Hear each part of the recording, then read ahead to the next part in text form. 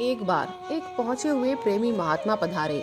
वे वैराग्य की मूर्ति थे और भगवत प्रेम में झूम रहे थे। रानी के मन में आया, मेरा रानीपन सत्संग में बड़ा बाधक हो रहा है, परंतु यह रानीपन है तो आरोपित ही ना, यह मेरा स्वरूप तो है ही नहीं। फिर मैं इसे पकड़े रहूं और अपने मार्ग में एक बड़ी बाधा रहने दूं?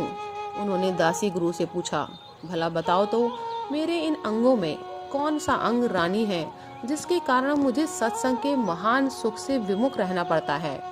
दासी ने मुस्कुरा दिया। रानी ने आज पद मर्यादा का बांध तोड़ दिया। दासी ने रोका, परंतु वह नहीं मानी।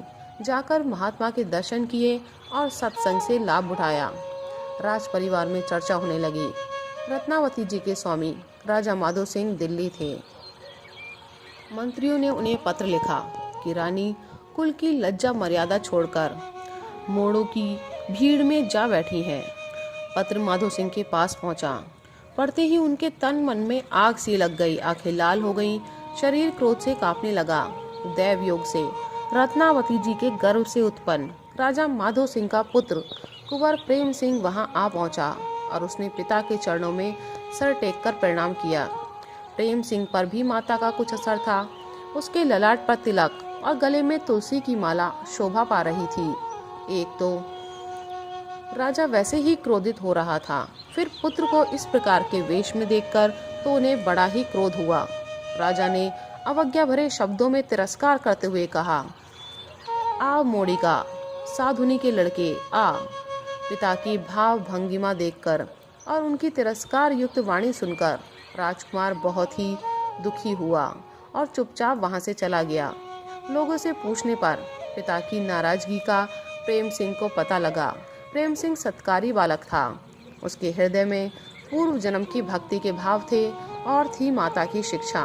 उसने विचारा, पिताजी ने बहुत उत्तम आशीर्वाद दिया जो मुझे मोड़ी का लड़का कहा, अब तो मैं सचमुच मोड़ी का लड़का साधु ही बनूंगा। यह सोचकर वह माता की भक्तिपूर्ण भावना पर बड़ा ही प्रसन्न हुआ और उसी क्षण उसने माता को पत्र लिखा, माता जी, तुम धन्य हो जो तुम्हारे हृदय में भगवान की भक्ति जागृत हुई और तुम्हारा मन भगवान की ओर लगा है। भगवान की बड़ी कृपा से ही ऐसा होता है। अब तो इस भक्ति को सर्वथा सच्ची भक्ति बनाकर ही छोड़ो। प्राण चले जाएं पर टेक न जाए। पिताजी ने आज मुझे मोड़ी का लड़का कहा है, अतएव अब मैं सचमुच मोड़ी का ही पुत्र बनना और रहना चाहता हूँ। देखो मेरी यह प्रार्थना व्यर्थ न जाए। पत्र पढ़ते ही रानी का प्रेमावेश हो गया। आहा, सच्चा पुत्र तो वही है जो अपनी माता को श्री भगवान की ओर जाने के लिए प्रेरणा करता है और उसमें उत्साह भरता है। वे प्रेम के पथ पर तो चढ़ ही चुकी थी। आज से राजवेश छोड़ दिया, राजसी गहने कपड़े उतार दिए, इत्र फुलेल का त्याग कर दिया और सादी पोशाक में रहकर भजन कीर्तन करने लगी। पुत्र को लिख दिया, मैं सचमुच आज मोड़ी हो गई हूँ, प्रेम से आकर जांच लो। कुंवर प्रेम सिंह को पत्र मिलते ही वह आनंद से नाच उठा। बात राजा माधो सिंह तक पहुंची। उन्हें बड़ा क्षोभ हुआ और वे पुत्र को मारने के लिए तैयार हो गए। मंत्रियों ने बहुत समझाया परंतु वह नहीं माना। इधर प्रेम सिंह को भी क्षोभ हो गया। आखिर लोगों ने दोनों को समझा बुझाकर शांत किया, परंतु राजा माधो सिंह के मन में रानी के प्रति जो क्रोध था वह शांत नहीं हुआ। वे रानी को मार डालने के विचार से रात को ही दिल्ली से चल दिए। लोगों ने रानी की बातें सुनाई। रानी के विरोधियों ने कुछ बढ़ाकर कहा, जिससे उनका गुस्सा और भी बढ़ गया। कई कुचक्रियों ने मिलकर माधो सिंह रानी को मारने की तरकीब सोचने लगे। आखिर षड्यंत्रकारियों ने यह निश्चय किया कि पिंजरे में जो सिंह है उसे ले जाकर रानी के महल में छोड़ दिया जाए। सिंह रानी को मार डालेगा, तब सिंह को पकड़कर यह बात फैला दी जाएगी कि सिंह पिंजरे से छूट गया था, इससे ये दुर्घटना हो गई।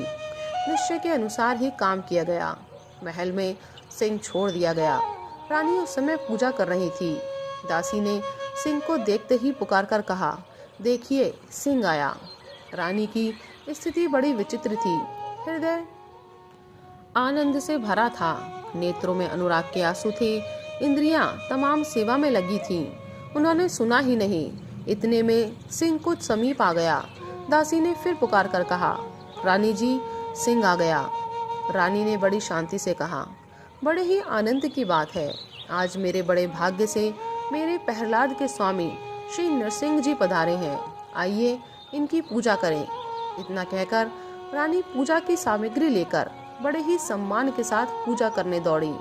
सिंह समीप आ ही गया था, परंतु अब वह सिंह नहीं था। रत्नावती जी के सामने तो साक्षात श्री नरसिंह जी उपस्थित थे। रानी ने बड़े ही सुंदर, मनोहर और आकर्षक रूप में परम शोभा संपन्न भगवान नरसिंह देव के दर्शन किए। उन्होंने प्रणाम करके अर्घ दिया, माला पहनाई, तिलक दिया, धूप दीप किया, भोग लगाया और प्रणाम आरती करके वे उनकी स्तुति करने लगी। कुछ ही क्षणों बाद सिंह रूप प्रभु महल से निकले और जो लोग पिंजरा लेकर रत्नावती जी को सिंह से मरवाने आए थे, सिंह रूप प्रभु ने बात की बात में उनको परलोक पहुंचा दिया और स्वयं मामूली सिंह बनकर पिंजरे में प्रवेश कर गए। लोगों ने दौड़कर राजा माधो सिंह को सूचना दी कि रानी ने श्री नरसिंह भगवान मानकर सिंह की पूजा की। सिंह ने उनकी पूजा स्वीकार कर ली और बाहर आकर आदमियों को मार डाला। रानी अब आनंद से बैठी भजन कर रही हैं। अब तो माधो सिंह की आंखें खुली, भक्त का गौरव उनके ध्यान में आया। सारी दुर्भावना क्षण भर में नष्ट हो गई। राजा दौड़कर महल में आए और प्रणाम करने लगे। रानी भगवत सेवा में तल्लीन थी। दासी ने कहा, महाराज प्रणाम कर रहे हैं। तब रानी ने इधर ध्यान दिया और वे बोली कि महाराज श्री नंदलाल जी को प्रणाम कर रहे हैं। रानी की दृष्टि भगवान में गड़ी हुई थी। राजा ने नम्रता से कहा, एक बार मेरी ओर तो देखो। रानी बोली, महाराज क्या करूं? ये आंखें इधर से हटती ही नहीं, मैं बेबस हूँ। राजा बोले, सारा राज और धन तुम्हारा है, तुम जैसे चाहो इसे काम में लाओ। रानी ने कहा, स्वामी मेरा तो एकमात्र धन ये मेरे श्याम सुंदर है, मुझे इनके साथ बड़ा ही आनंद मिलता है, आप मुझको इन्हीं में लगे रहने दीजिए। राजा प्रेम और आनंद में गदगद हो गए और रानी की भक्ति के प्रभाव से उनका चित्त भी भगवान की ओर खिंचने लगा। जिनकी ऐसी भक्त पत्नी हो, उन पर भगवान की कृपा क्यों ना हो। घर में एक ऐसा भक्त भी होता है तो वह कुल को ताड़ देता है। तो प्रभु भक्तों, प्रभु प्रेमियों, आप भी अपनी श्रद्धा, प्रेम और विश्वास बनाए रखें और भगवान की कृपा की, प्रेम की अनुभूति करें।